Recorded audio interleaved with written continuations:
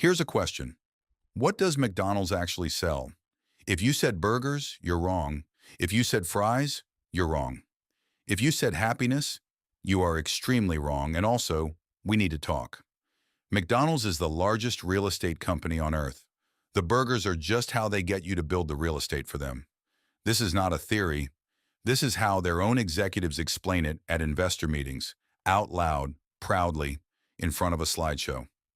In 1954, a 52-year-old milkshake machine salesman named Ray Kroc drove to San Bernardino, California, because a small burger restaurant had ordered 8 of his machines.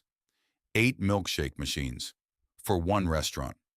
He drove out there to see what kind of operation needed 8 milkshake machines, and when he walked in, he immediately understood that he was looking at something completely different. 2 brothers, Dick and Mac McDonald, had figured out how to make burgers fast, cheap, and identical every single time. They'd eliminated the menu, simplified everything, built a machine disguised as a restaurant. The brothers were comfortable. They had a nice house. They liked their life. They were not interested in world domination. Ray Kroc was. He convinced them to let him franchise the concept nationally. They agreed, mostly because they didn't think it would work that well. They were wrong. Here's where most people think they understand McDonald's and don't. The obvious assumption: McDonald's sells burgers. Franchisees pay fees. McDonald's profits. Simple. The actual model is stranger. When a franchisee wants to open a McDonald's, they don't just get a logo and a recipe. McDonald's goes out and buys the land, or secures a long-term lease on it. Then McDonald's turns around and leases that land back to the franchisee at a markup. The franchisee pays McDonald's rent every month, regardless of whether their restaurant makes money. Read that again. McDonald's doesn't care if your specific location is profitable. They get paid either way. The franchisee absorbs all the risk: the staff, the equipment, the complaints, the health inspections, the customer who slipped in the parking lot. McDonald's just collects the rent. Ray Kroc explained this himself in a business school lecture in the 1970s. His exact words were, "We are not in the food business. We are in the real estate business. The hamburger business is simply to support our real estate business." He said this out loud to an audience of future business leaders. And somehow, 50 years later, most people on earth still think McDonald's is a burger company. McDonald's makes about $23 billion a year. About $9 billion comes from selling food in company-owned restaurants. The other $14 billion?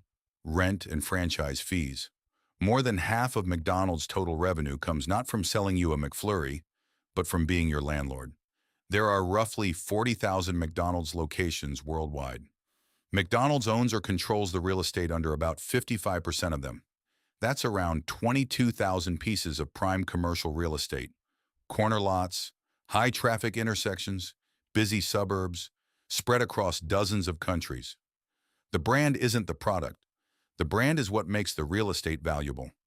Every time a franchisee opens a new McDonald's, they're doing several things for the parent company at the same time.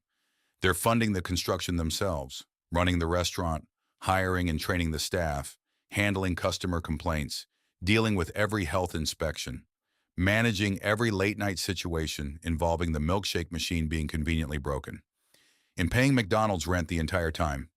If the restaurant fails, McDonald's keeps the land. If it succeeds, McDonald's keeps the rent and raises it at renewal. The franchisee is essentially a very stressed, very expensive property manager who also deep fries things. This structure is why McDonald's has survived years of declining burger sales, multiple public health controversies, and PR disasters that would have destroyed any company that actually depended on people wanting to eat there. They don't depend on you wanting to eat there. They depend on you walking past the building they own. The next time you walk into a McDonald's and think you're buying lunch, understand what's actually happening. You are participating in a decades-long real estate strategy designed by a milkshake machine salesman from Illinois who looked at 2 brothers' burger stand and saw something neither of them could. The brothers got a comfortable life and a one-time payment. Ray Kroc got the land. The land is still there.